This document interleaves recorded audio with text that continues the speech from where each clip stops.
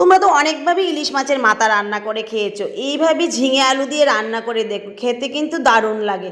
তো দেখো আমি কতগুলি ঝিঙে কেটে নিলাম আর আলু কেটে নিলাম, একটা পেঁয়াজ কুচি করে নিলাম আর কয়েকটা তেজপাতা নিলাম। এবার কড়াইতে তেল গরম করে মাছের মাথাটাকে ভালোভাবে ভেজে নামিয়ে নিলাম।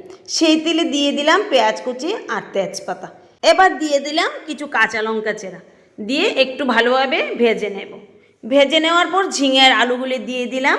তারপর দিলাম একটু হলুদ, পরিমাণ মতো লবণ আর একটু জিরে গুঁড়ো। এবার নেড়ে চেড়ে ঢাকা চাপা দিয়ে কিছুক্ষণ ভেজে নেব। এবার দেখো ভাজাটা হয়ে গেছে।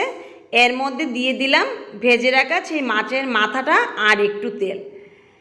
এবার নেড়ে চেড়ে মিশিয়ে তার মধ্যে পরিমাণ মতো জল দিয়ে খানিকটা সময় ফুটতে দেব। দেখো এবার হয়ে গেল, তরকারিটা নামিয়ে নেব। বন্ধুরা এইভাবে রান্না করে দেখবে, খেতে কিন্তু দারুণ লাগে।